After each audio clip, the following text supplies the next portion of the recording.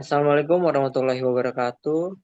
Pada kesempatan kali ini kami dari kelompok 8 ingin em, mengimplementasikan tugas proyek TWS di Genesia. Sebelum itu, perkenalkan anggota dari kelompok 8. Perkenalkan, nama saya Muhammad Zain Nasrullah dengan NIM 192200168. Nama saya Dwiki Noviandika dengan NIM 192200264. Nama saya Ziar Firosa Skaria dengan NIM 192204046. Hmm. Saya Nuridet Soleha dengan NIM 19220253.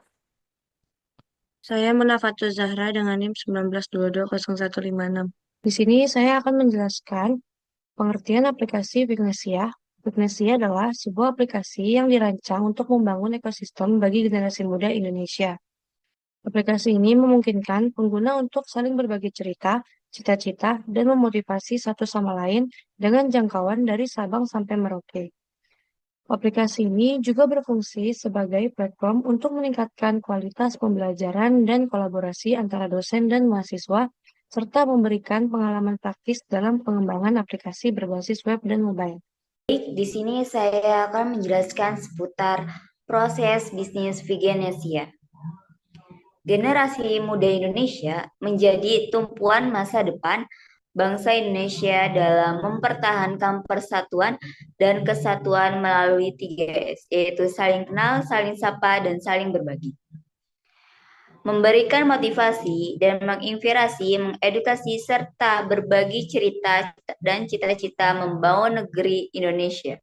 Semua generasi muda dapat mengakses Vigenesia secara bertahap.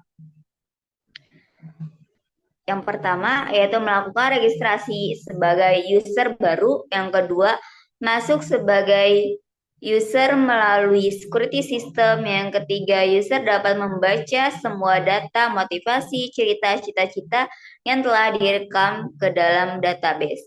Dan yang terakhir, setiap user dapat melakukan create data, read data, update data, dan delete data atau yang dikenal dengan istilah CRUD. Selanjutnya ada kebutuhan UI Vigenesia. Di sini ada 3 al user. Pertama ada al user, di kebutuhan UI UX-nya ada login, fitur, form atau widget sebagai interface bagi user masuk ke dalam sistem Vigenesia. Yang kedua ada registrasi, fitur atau form atau widget sebagai interface bagi untuk input data user baru. Yang kedua ada al user. Di situ ada logout, fitur atau form atau widget sebagai interface keluar dari sistem Vigenesia. Yang ketiga ada al user, main screen, fitur atau form atau widget sebagai interface create data, read data, update data, dan delete data. Di sini ada tahapan untuk membangun RESTful web service dibagi menjadi 2 tahapan. Di sini ada tahap 1 dan tahap 2. Di tahap 1 ada 4 langkah-langkah. Yang pertama instalasi editor. Di sini Flutlab desktop atau Flutlab online. Yang kedua ada rancangan UI UX, login, register, main screen. Yang ketiga ada pengkodean UI atau UX, login, register, main screen. Yang keempat ada pengujian UI atau UX, login, register, main screen. Di tahap 2 ada 3 langkah-langkah. Yang pertama ada implementasi web service client, yang kedua ada pengkodean client side login, dan yang ketiga ada pengujian fungsional dan unit. Tahap pertama, siapkan Flutlab desktop atau versi website di flutlab.io. Kemudian registrasi akun pada Flutlab agar bisa ke halaman editor. Tetapi untuk tugas kelompok kami tidak menggunakan Flutlab, melainkan Visual Studio Code atau VS Code. Di sini kita menggunakan SMPP versi 7.4.33 dan Fluternya menggunakan versi 3.22.2 dan untuk Dark SDK menggunakan versi 3.4.3 atau stable. Kemudian untuk struktur folder, di sini kita ada 2 folder. Yang pertama itu ada lib, yang kedua ada screen. Di dalam folder tersebut terdapat login.dart, main screen.dart, terus register.dart, kemudian main.dart. Kemudian kita masuk ke tahap kedua. Yang pertama itu siapkan akun Angrok pada situs angrok.com. Kemudian login agar dapat pergi ke halaman dashboard. Kemudian unduh file, unlock, dan jalankan ketika selesai diunduh.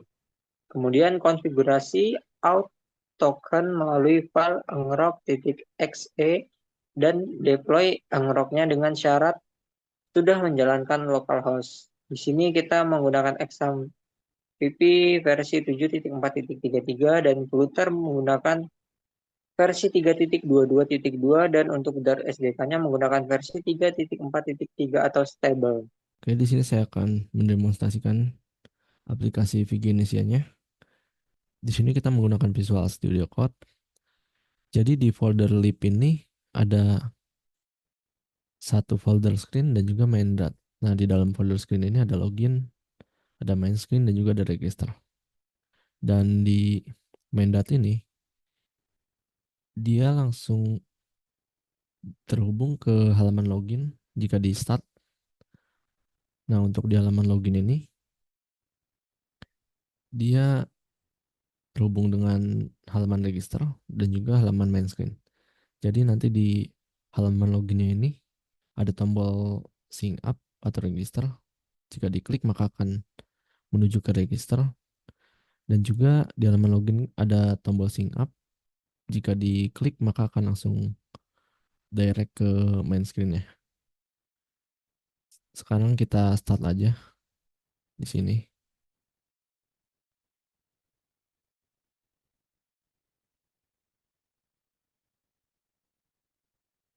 Kita tunggu sampai aplikasinya berhasil dijalankan. Oke, di sini aplikasinya berhasil dijalankan. Dan halaman yang pertama tampil adalah halaman login. Di sini kita bisa memasukkan email dan password. Dan juga ada tombol login dan ada tombol sync up. Nah, untuk tombol sync up ini jika diklik maka akan direct ke page register. Dan untuk tombol login jika kita klik maka akan menuju ke halaman main screen. Di halaman main screen ini nanti akan digunakan untuk motivasi. Kita bisa mengisi motivasi, bisa mengubah dan juga bisa menghapusnya. Dan untuk tahap 1 ini kita masih berupa tampilannya. Dan untuk lebih lanjutnya akan dilanjutkan di tahap 2 nanti. Segitu saja demonstrasi untuk tahap 1 ini. Oke, demikian hasil dari demonstrasi dari kelompok 8. Apabila ada kesalahan kami mohon maaf. Kami akhiri. Wassalamualaikum warahmatullahi wabarakatuh.